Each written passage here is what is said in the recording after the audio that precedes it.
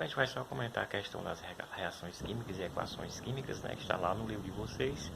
E é o seguinte, a gente vai lembrar, né, que é bastante simples o conteúdo de hoje, o que são equações químicas, né? Reações químicas são reações que ocorrem, né, e que elas transformam a estrutura da matéria, né? Lembrando que o que é matéria?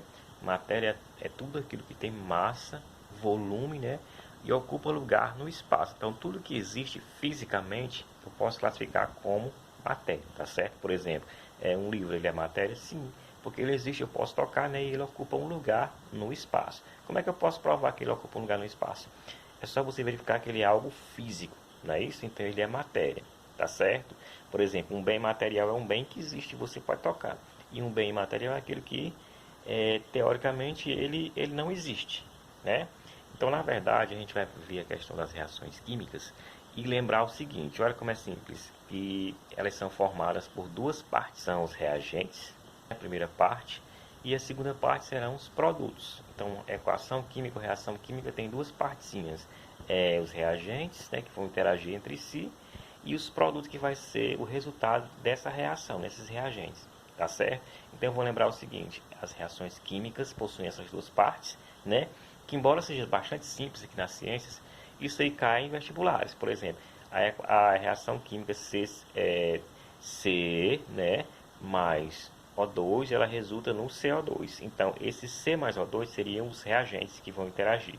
E esse O2 seria o produto da reação química, né? Então, qual é o segredo aí? É só você lembrar. A reação química ela tem reagentes e produtos. Então, o que é que acontece? A primeira parte, antes daquele tracinho, né, daquela setazinha, seria os reagentes. Então, ali vai ser sempre os reagentes, né, que é o que vai reagir. E o que vem depois, né, para a direita, vai ser os produtos. Então, reação química, a primeira parte são os reagentes e a segunda parte são os produtos. No modelo atômico de Bohr, né, a gente consegue identificar essa questão também. Por exemplo, a gente viu que as substâncias simples aqui na ciência, elas são formadas por uma única letrinha, né, indicando um único elemento. Então, esse elemento ele fala que a substância é simples. E ela é composta quando ela apresenta mais de uma letra maiúscula, né, indicando dois elementos ou mais, né? Então isso é comum. Então a gente vai lembrar o seguinte: substância química simples só tem um elemento químico, ou seja, uma letrinha, né? Pode até ter mais de uma letra, mas se for a mesma letra, indica o que a substância ainda é simples. Por quê? Porque é o mesmo elemento que se repete. E a gente vai aprender a diferenciar isso através de átomos e moléculas. Por exemplo, se eu apresentar para vocês bolinhas indicando átomos, né? Se essas bolinhas forem da mesma cor, né? Por exemplo, duas bolinhas azuis, aí ela vai indicar uma substância o quê? Simples. Por quê? Porque as bolinhas são da mesma cor, indicando átomos do mesmo elemento.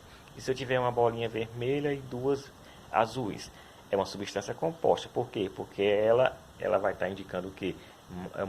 Mais de um elemento químico presente na substância. Por exemplo, o vermelho pode ser um hidrogênio, né? No caso, um elemento. Né? E essas outras pode ser o oxigênio. Um exemplo aqui, então. Bolinhas iguais da mesma cor, né? Indica átomos do mesmo elemento. E bolinhas diferentes, cores diferentes, indicam átomos de outro elemento. Ou seja, simples, as bolinhas são tudo da mesma cor, né? Indicando os átomos.